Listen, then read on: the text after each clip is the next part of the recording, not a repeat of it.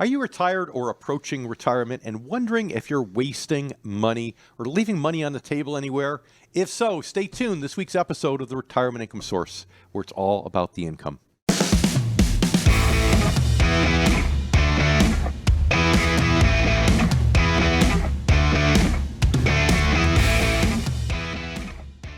And welcome to this week's episode of the Retirement Income Source, where it's all about the income. I'm David Scranton, here with my co-host Sarah Samuels.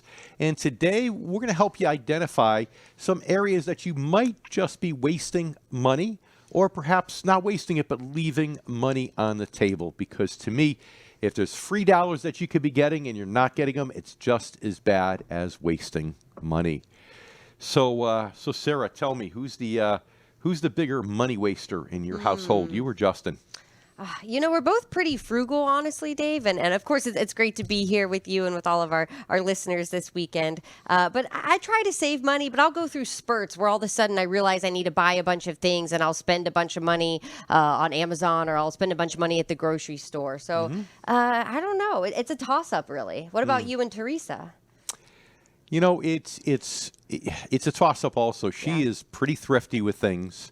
When we spend money, though, is when we have family over, the big Italian family get-togethers, and you have to have food for 30 people because you have 6 people showing up, that kind of thing. But beside that, I mean, she shops in Marshalls and Target and saves money.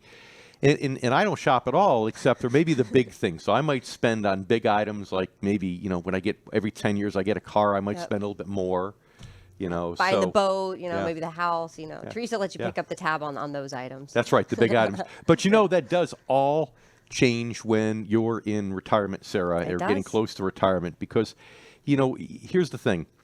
Some people have saved enough money where they can actually retire with the same income or more income when they retire. But for many, they've got to cut back just a little bit. And it's always a combination of offense and defense. So part of the equation is trying to maximize your income and being as efficient as you can. But the other part is defense. Where can I save money? Can I, when it comes to offense, can I get more money from Social Security? Can I get more income from my investments? Do I have too much money sitting in the bank, not earning hardly anything at all? But the defense side can be several things. Am I spending too much on housing costs? Should I downsize my home? Am I spending too much on health care? Do I have the wrong type of health care coverage? Yeah. Am I in a sandwich generation where I've got expenses with parents or children? How do I manage that? So again, just lots of places where people can make mistakes, whether they're leaving money on the table offensively and not getting as much income as they could, or whether they're just they need to tighten the belt defensively because money's being wasted going out the door. Yeah. So great show today, and I think a lot of good various tips for our listeners. I agree, Dave. And I think, we'd all love to be in that category where we can live however we want in retirement. But I think most people fall into that category where they need to downsize or think about a fixed budget and ways to do that. So with that being said, let's look at our Ask Dave question, our first Ask Dave question of the show. And this comes to us from Bill in North Dakota. He says, I'm thinking about downsizing my house now that I'm heading into retirement. Is that a good idea? All right, Bill. Well, great question. It's one of the things I just actually mentioned. Yeah, perfect. And I guess it depends, obviously, about your personal situation. I mean, do you have children at home? Do you have children that might return? Do you have elderly parents that might need to move in at some point so you care for them?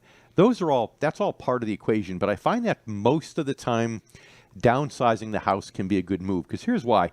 People say your home is an investment, Sarah. And real estate can be a good investment, but usually your primary residence is not a good investment. See, the reason rental properties are good is because you get tax benefits for depreciation, you get rental income, so there's other benefits there. But when it's your private home, most of the time you have to, people like to look and say, gee, this is what I paid for the house, and now this is what it's worth. Wow, look at how much money I made. But if you figure out all you spent along the way to maintain the home, for insurance, for property tax, and everything else, and compared it to what you might pay had you rented, most of the time you find your primary home is not a great investment. So what I would say to you, Bill, is if you're in a situation where, you have a lot of extra bedrooms and you can downsize and you could save money, then that's money that might be used for lifestyle. You might do more traveling, you might do more fun things, which means you're not home as much, and having a smaller house is perfect. Conversely, you stay in the big home, you can become financially a slave to that house, and now maybe you can't afford to do the other things. So now you're trapped in your own castle. I just had a neighbor, in fact, recently, retired doctor, very successful, worked with some of the sports teams here in Florida, in southern Florida, and he actually is moving 7 houses down. And I think he's getting into a nicer house, a little further from the Intercoastal, but I think he's actually paying less money. So he's getting a nicer house, not much of a different location, saving dollars along the way. Yeah. Well, I feel like that's one of those things, too, that if you're in a high value area, like if you're living on the beach in South Florida, for example, you could probably make a lot of money on that investment, maybe enough to fund part of your retirement, a good chunk, depending on what you want to do. So, Bill, thank you so much for sending in your Ask Dave question. And if any of our listeners or even our YouTube viewers out there have a question or even a comment you want to make about the show, all you have to do is send us an email at askdave@retirementincomesource. That's SOURCE.com. And thank you for spending your weekend here on the Retirement Income Source, where it's all about the income. I'm Sarah Samuels, and I'm here with Dave Scranton, and we're talking about the most common ways that you're probably overspending leading up to and even in retirement, plus the idea of playing offense and defense and ways to do both. So, Dave, you touched on this a little bit about the housing and whether it's a good idea to downsize, and you mentioned that if you have maybe aging parents that will live with you, or even kids that you could see moving back in, or kids that live with you now, maybe why downsizing wouldn't be such a great idea. And that's why it's a personal decision. And you're right; those two are linked together because, now if you're going to be a little tight in retirement and you have adult children, maybe it's time to throw the bird out of the nest. Maybe it's an excuse time to say, time to fly. Yeah, right? sorry guys, we're going to have fewer bedrooms, not enough room for all y'all. So you have to get out on your own, and that's fine. Sometimes a little tough love is what people need to force them to have that independence. Of course, now if you have a child that's disabled or something, that's a different story. Of course, right. That's a different story, and you have to make sure that you're taking care of those circumstances too. But that's different than having just a kid that's maybe they went to college, they moved home, maybe they haven't quite figured out their career, and they're not sure what they're going to do, and you're maybe subsidizing their lifestyle. Maybe it's time to think about those choices. And I've seen times when, parents really, I don't want to say they bankrupt their retirement, but they really affect their retirement adversely because the kids are there and they're taking care of the kids, they're buying things for the kids. And the reality of it is, they're mid-30s or older. I mean, they're old enough where they can go and take care of themselves. So sometimes, that retirement could be a good impetus, a good excuse, if you will, to, again, throw the bird out of the nest. But then you have your parents, right? Right. And that's a personal decision, too. If the parents end up coming back or getting sick, you have to decide with your spouse, look, are we going to invite our parents in and try to take care of them here? Or is that a personal decision that we're unwilling to make? And again, that's unique for every couple out there. It really depends.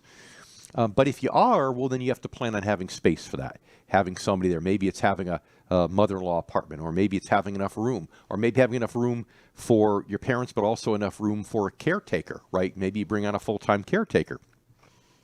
But that decision isn't simple either because, Sarah, sometimes people try to take care of parents for financial reasons to protect their assets, but in many cases, the parents don't have a ton of assets, in which case they could actually just let the state pick up the tab after the assets are drained. And sometimes it makes more financial sense. Forget about the personal side. It makes more financial sense to let the state pick up the tab, drain whatever assets are in the parents' portfolio, as opposed to having mom and dad, meaning our baby boomer listener, really irrevocably hurt their own retirement because they're trying to take care of their parents out of pocket. So again, it's highly personal. And in fact, coming up, we're going to be discussing other personal aspects such as taxes, as well as where you're leaving money on the table. You might be surprised some of the places where you're leaving it there.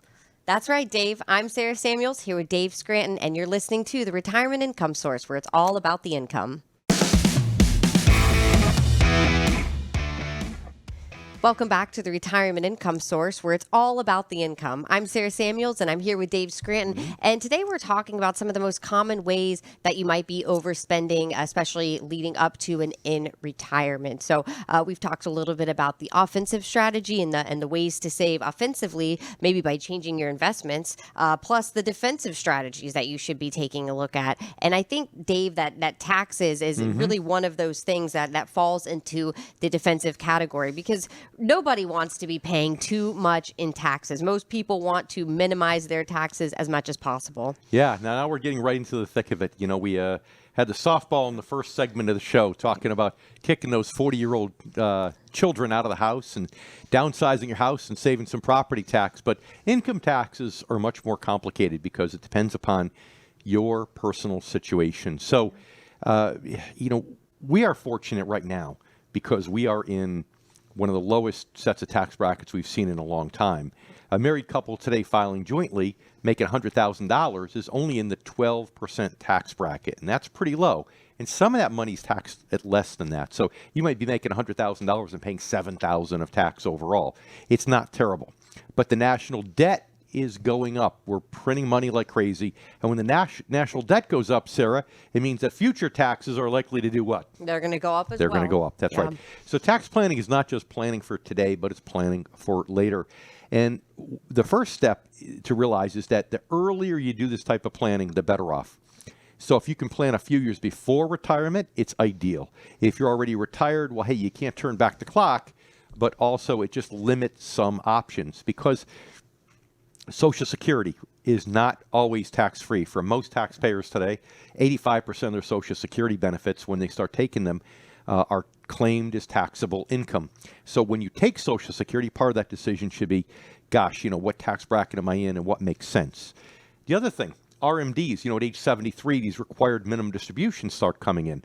So for those that are more lopsided toward IRAs and 401ks, well, the question becomes, should I start taking money out sooner so that I don't get this tax time bomb that explodes once I turn 73 or not? So when planning to save taxes, Sarah, in retirement, it really comes down to, it's really a personalized approach. It comes down to when you should be taking Social Security, when you should be taking money out of those qualified plans. And in some ways, I like to think of it as buckets of money. Many people have taxable investments. They've got brokerage accounts, bank accounts. Then you've got IRAs and 401ks, which are tax deferred, that eventually have to be taxed. That's that tax time bomb. And then you have things that are tax-free, like Roth IRAs or maybe even 529 plans if you're helping save money for grandchildren for college. So when you start retirement, you have to have a plan for which bucket you're going to pull from first, which bucket you're going to pull from second, and in what proportion. So it's really not so much about investments per se as it is strategically how you're going to use your various buckets of money. Yep. And especially if you think about when you want to convert certain accounts, which our next question here from, we have Donna out of Florida. This is for our Ask Dave question. She said, Dave, I am considering a Roth IRA conversion. What age do you think I should do that? And is this a good idea?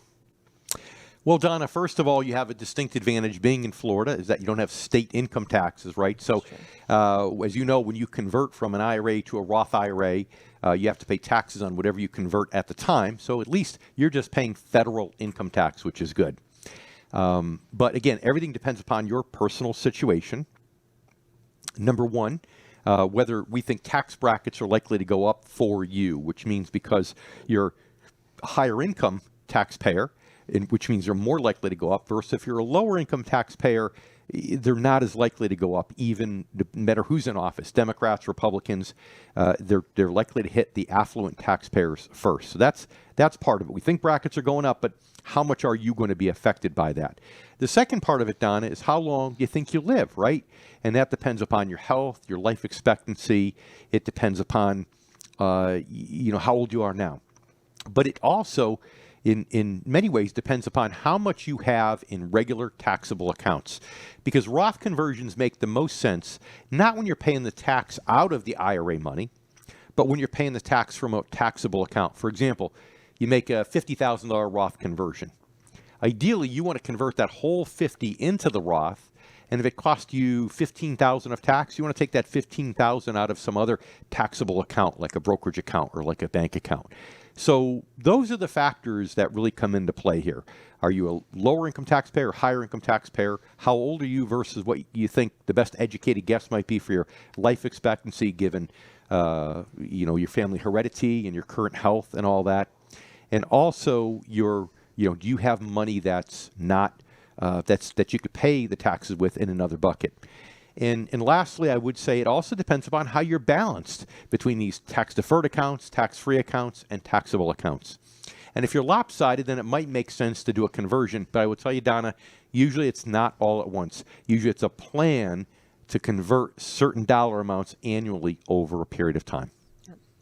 Well, Donna, thank you for sending in your question. And if anyone out there has a question that you want Dave to answer, or maybe even a comment or a topic for a show, all you have to do is reach out to us via email. You shoot us an email. It's askdave@retirementincomesource. That's SOURCE.com. And we appreciate you spending your time here with us on the Retirement Income Source, where it's all about the income. I'm Sarah Samuels, and I'm here with Dave Scranton, and we're talking about the most common ways that you may be overspending as you're going into retirement, or even if you're already in retirement. So taxes, that could be one of those things. Dave mentioned the tax time bomb that can go off. Plus, you mentioned required minimum distributions, Dave, of those pesky those taxes essentially that come into play when you're 73, and it's time to pay the government his fair share, right, on all those accounts that you missed out on paying taxes on before. So So some people, depending upon when they retire, if they retire a little bit early, some people say, well, gosh, I've got $1 million sitting in my IRA and 401k. If I wait till age 73, it could be $2 million or $3 million. Now my RMDs are that much greater. Let me take some money out now. So maybe they'll delay taking Social Security. They'll take more money out now so that they could pay taxes in little bits and pieces. Other folks have non-IRA money they'll spend down, or they have reasons to take Social Security early, and they'll do that, in which case then they might actually convert part of their IRA over to Roth IRAs. So again, it's oftentimes about really how to spend the various buckets of money. Municipal bonds used to be the big thing, sir, right, for tax-free interest, and they still could be, but for most taxpayers, they get tax-free municipal bond interest, but frankly, if they invest in taxable bonds and pay the tax on the interest, they're still in a better situation than if they were municipal bonds, because the tax brackets aren't as high today as they were several years ago. Now, that could change, but for most, municipals aren't the answer, and they're also not the answer for people collecting Social Security, because that whole calculation as to how much of your Social Security is claimed as taxable income, part of that depends upon, believe it or not, so-called tax-free municipal bond interest. Yeah. There's a lot of things I know that come into play, unfortunately. It can get really tricky and complicated. And if it sounds complicated to you, I understand. And that's why we have a website, retirementincomesource.com, with all of our income specialists all across the country. You could find someone locally or reach out to someone online. And the best part, Dave, is a lot of our specialists, they have tax people in office. They have long-term care health insurance specialists in their office. So you can go to a one-stop shop and make sure you have someone that's looking at your taxes, someone that's looking at your income investing and making sure that you're making all the right choices heading into your retirement. Yeah, and that brings me to a great point. So if your financial advisor does not have that benefit in his or her practice, then it's essential that your advisor and your tax accountant talk at least once a year, right? Think about when you talk to your CPA the most. You talk to your CPA right around tax time, hopefully not April 14th. I know for some of you it is April 14th, but at that point, that CPA is running around with his or her hair on fire, trying to get taxes done. They don't have time to do proactive tax planning. The best time that you could meet with a proactive tax planner would be fourth quarter of the year. That's when you can actually do tax planning to proactively save taxes for the up and coming year. But if you have a financial advisor and an accountant, then those two should really be talking once a year to be on the same page, which is why, like you said, Sarah, in our case, a lot of advisors do have that tax person right inside so they can coordinate internally. But if you don't, make sure they're talking to each other to be proactive, not just reactive when it comes to saving tax. Right. Just like your health, right? You don't want a situation where your doctors are not speaking to each other. You want to make sure everyone knows what's going on with everyone else so that way they can make the best decisions for you. So we're going to keep talking about this and we're going to talk about some offense strategies you should look into with maybe some changing your investment allocations and what you should consider leading up to retirement. So I'm Sarah Samuels and I'm here with Dave Scranton and you're listening to The Retirement Income Source, where it's all about the income. You're listening to The Retirement Income Source, where it's all about the income. I'm Sarah Samuels here with Dave Scranton, and thank you for spending some time here with us this weekend as we're covering the ways that you might be spending too much money or ways you might be leaving money on the table when it comes to things to do before and leading up to your retirement. So we just talked a little bit about taxes and how that's one strategy you can use to go on the offense to make sure that you're not paying too much or you're not overpaying in taxes and that you're prepared so you don't have to face any tax time bombs. Now, Dave, I know that you mentioned that municipal bonds might not be a great thing to invest in because they are actually included in your Social Security when it comes to what portion of your benefits are going to be taxed. But aren't they also included in your IRMA calculation? Yeah, and it's funny, sir. We didn't even talk about IRMA when we talked about saving taxes. Let's explain what IRMA is for our listeners out there. Not the hurricane. We're talking about retirement related. Go ahead, Dave. So IRMA is where if you're single and your provisional income, as they say, is over $97,000, or if you're married and it's above $194,000 this year in 2023, then you actually get extra taxes on your Medicare Part B or Medicare Part D. So a lot of people, if they're close to those thresholds, try to avoid that. Now, this is the same provisional calculation that you do with Social Security. When you're determining if your Social Security is taxed, you take your regular gross income and you add to it 50% or 85% of your Social Security, and then you add to it, after that, your tax-free municipal bond income. So it's the same provisional income calculation, and frankly, you only see that when calculating Social Security or IRMA taxes. But here's what I would like to say. You know, if you've been a high wage earner and you've saved a lot of money, and you're going to retire on $250,000 of income, and don't worry about IRMA. I think IRMA, the highest the surcharge can be is about $7,000 a year per taxpayer, $14,000 for two people. So if you're significantly over those thresholds I gave you, I may not worry about it too much. But if you're on the brink, if you're close to that 194 and you're married and you think you're going to bounce over it, then that's something you have to take into consideration. So again, when you're figuring out when to take Social Security and how much, is that going to cause taxation? Or do I have a bigger tax time bomb in my IRAs? And maybe I want to take that a little bit early so the tax time bomb doesn't get bigger and ultimately explode. When you're trying to figure out how to use your buckets of money effectively or when to do Roth conversions, IRMA is one of the things that you definitely want to take into account along the way. So I appreciate you bringing that up because I for some reason I don't think about it. I guess it's somewhat newer. But yeah, if you're on that threshold right near that number, you certainly want to consider that and might want to stay just below. Yeah. Now, Dave, is there anything else on the subject of taxes? Any other time bombs or things people should be looking out for on the horizon? Thing to look out on the horizon is the prospect of increasing taxes. Really, I mean, you know, our debt has gone up as a nation. Our interest payments are going up as interest rates are going up. So as these bonds come due and renew, paying the interest on our debt is going to become a bigger and bigger part of the budget, the federal budget. So taxes are going to have to go up. So again, if you're a lower income taxpayer, maybe it'll go from 12 up to 15% like it had been for many years, and that's not devastating. But if you're a higher income taxpayer, you might find that, you know, that 37% top bracket goes all the way up to 50.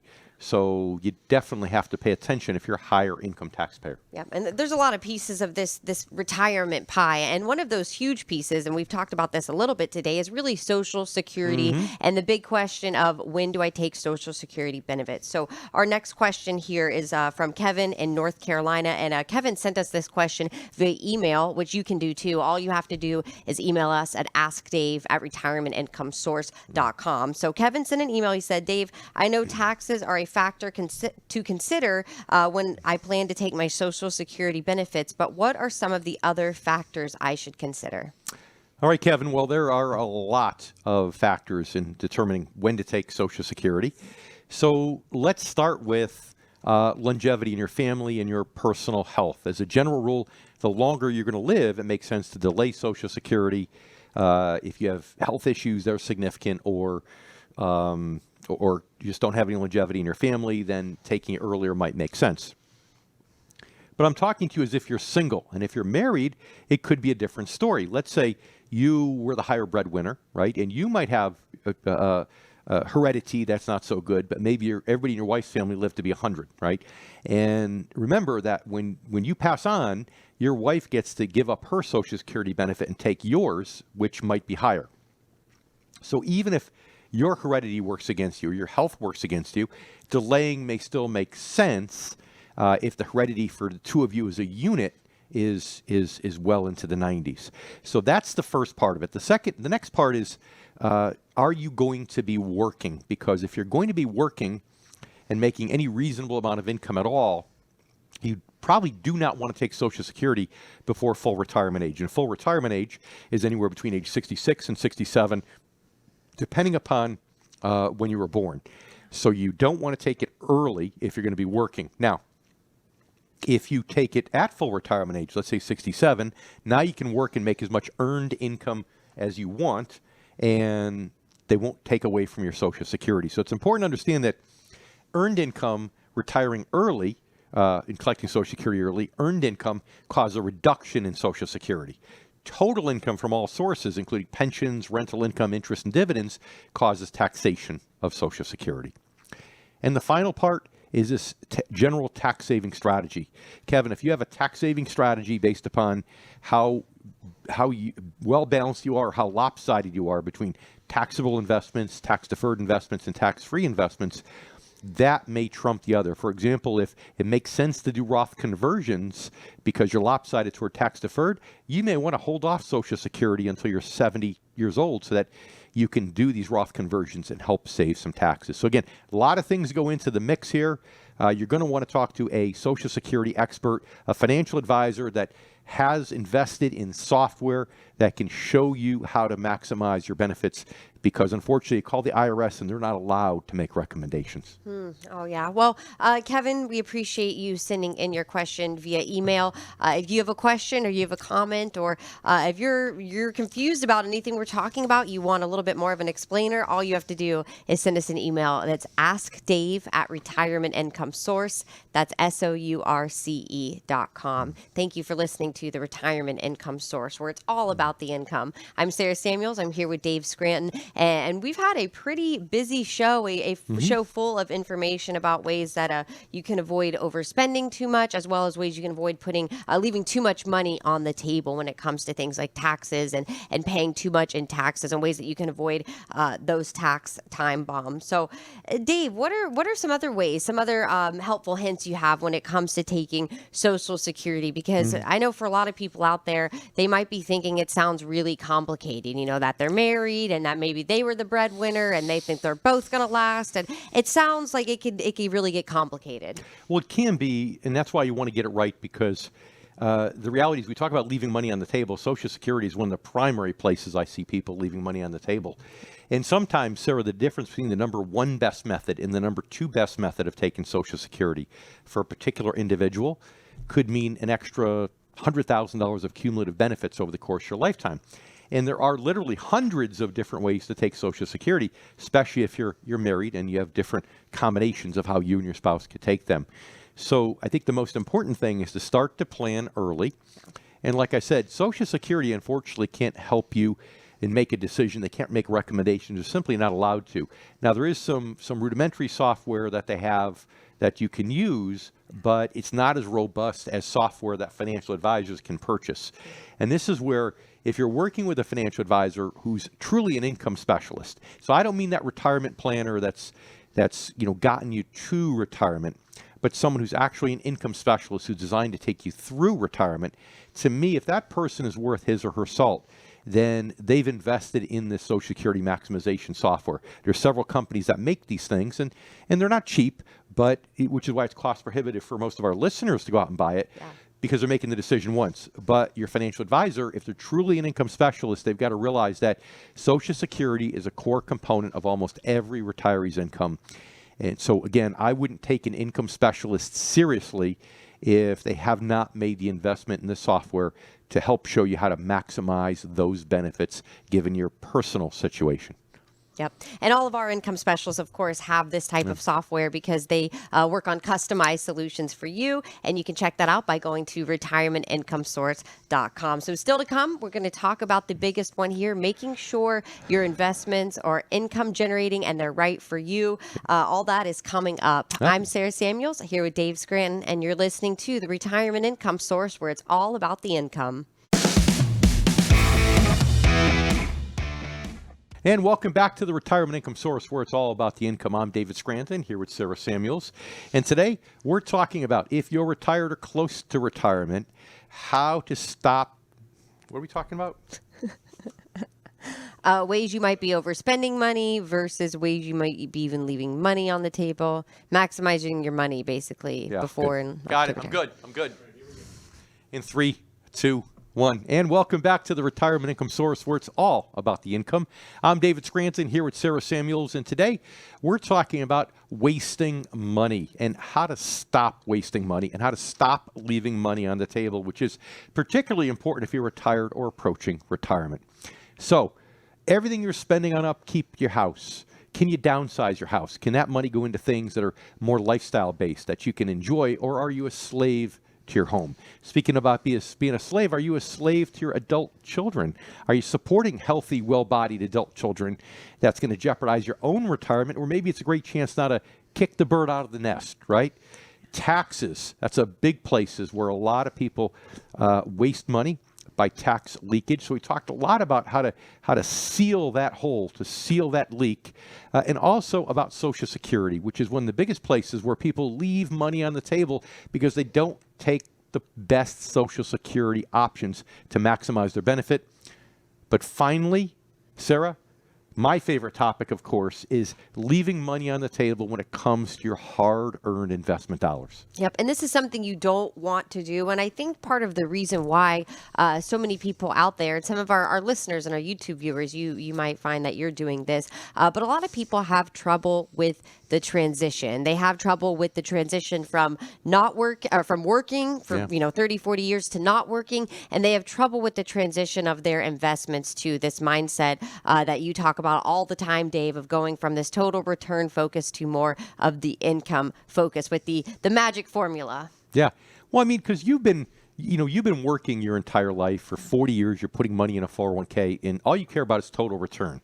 You've not paid any attention to where it comes from the I, the interest and dividends, or how much comes from the growth, the capital appreciation, right? That old equation, TR, total return, equals I plus G, equals income plus growth. Total return equals income plus growth. And old habits die hard. So you're used to being total return focused, which most of the time means you're focusing more on the G, on the growth component in early years. But the point about income is really free money. You talk about leaving money on the table, right? You can't spend growth, right? Like, Sarah, most of our listeners, do you think they would say that their house is worth more now than it was 10 or 15 years ago? Hopefully, yeah. But can they spend it? You can't spend your house until you sell it, right? That's right. Yeah. That's right. You can't spend growth. If you're spending growth, what you're really doing is you're simply spending principal and you're crossing your fingers and hoping it will grow back. Sometimes it'll grow back. If you use that strategy to generate retirement income in the 80s and 90s, the best stock market in U.S. history, it would have worked. Because every time you spent some principal, it grew back times 2 or 3, right? Yeah. But if you tried that same strategy in the early 2000s, you might be out of money already if you retire then. So the only way you can safely spend money is from the I. And the I is like free. It's free money, right? So imagine you've got $1 million a year, $1 million in savings, Sarah, that is generating a 1% interest or dividend component, right? That's $10,000 a year. But imagine you can get $50,000 a year. That's an extra 40, right? If I made an announcement here that I want our listeners to show up at my office the first Monday of every month between 9 a.m. and noon, and I was going to have an envelope in there with $3,300 with their name on it. And all they need to do is come in and pick up that envelope. How many of our listeners do you think would show up at our office the first Monday of every month between 9 and noon? I don't know if we'd be able to get through the doors, Dave. I think there'd be a lot We of wouldn't be able to listeners fit them out all there. in. That's right. Exactly.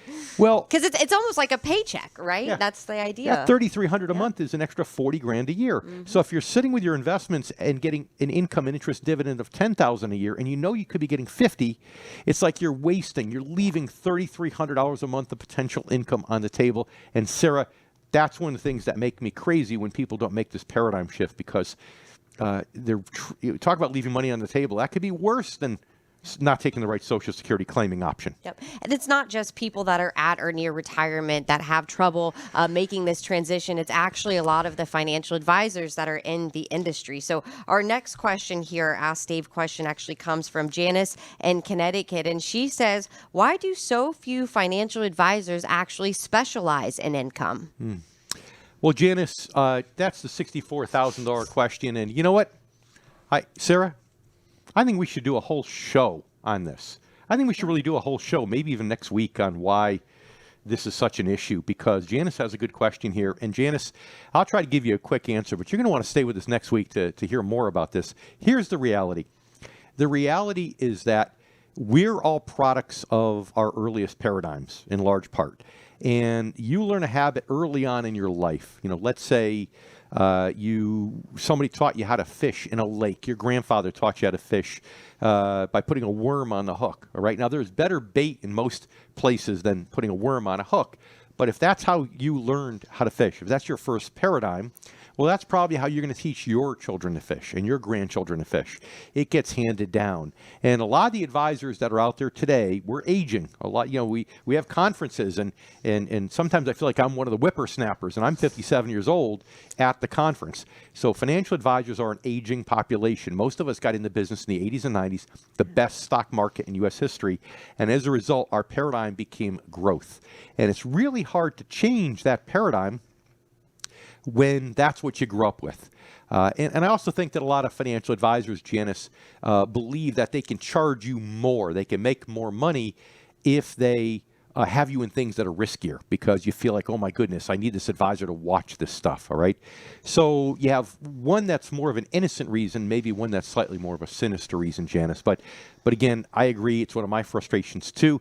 The good news is you're in Connecticut, so I know you have a great income specialist right there, because that's where my practice is, right there in Connecticut. Yeah. Well, Janice, definitely check out Dave's practice at Scranton Financial Group. But Janice, thank you for sending in your Ask Dave question. It's a great question. If anyone else out there has a question that you want Dave to cover, all you need to do is shoot us an email at askdave@retirementincomesource.com. And thank you again for spending some time with us here, talking about all of these different ways that you can avoid leaving money on the table, ways you can avoid overspending too much in retirement, and some strategies to actually make sure that you're getting all the money that you can. And Dave, you mentioned that a lot of advisors were brought up a certain way, essentially, and that's why they're stuck in this mindset.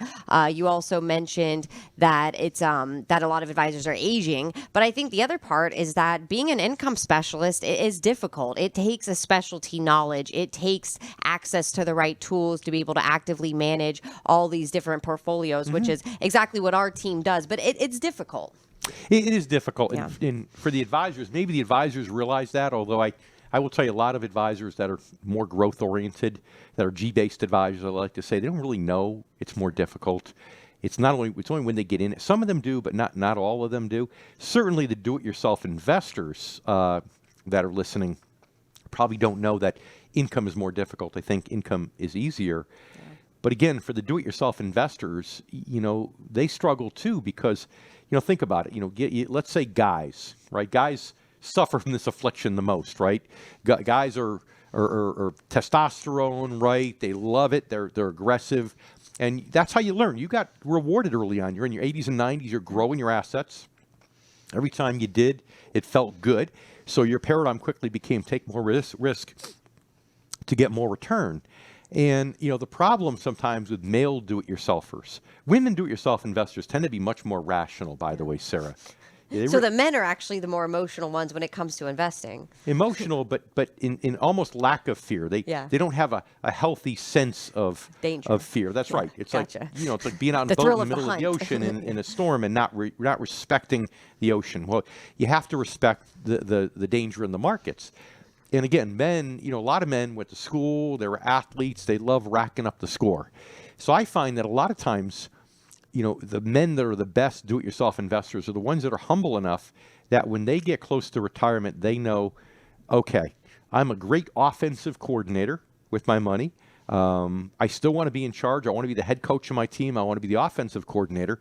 But Sarah, let me ask you, if you were the offensive coordinator of a football team and you got promoted to head coach, what's the most important first hire that you need to make? A good offensive coordinator. A good defensive coordinator. And a good defensive coordinator. I'd want That's the whole team. I want to make sure I have a team of great performers. Right. But you need the defensive part because you're offensively minded. Yeah, it's but true. You know you I'm can't lacking do defense. in the defense. Exactly. That's right. You need that defensive coordinator. And a lot of the smart, humble do-it-yourselfers realize that, and they realize that, okay, I can still be the head coach of my financial picture. I can still manage the part of my money that's more growth-oriented, more offensive, but I need to bring somebody on to manage the more defensive part, the part that generates retirement income to pay the bills. Yeah. Well, it's very important, and I think we've covered a lot of really important topics on the show. And if you felt like this show was full of great information, you want to share it with your friends and family, all you have to do to listen to this show and past episodes is go to our website, and it's retirementincomesourceradioshow.com, and we hope you share this. That's right. And most importantly, we hope you'll join us also next week for next week's edition of the Retirement Income Source. I'm David Scranton here with Sarah Samuels, and this is the Retirement Income Source, where it is all about the income.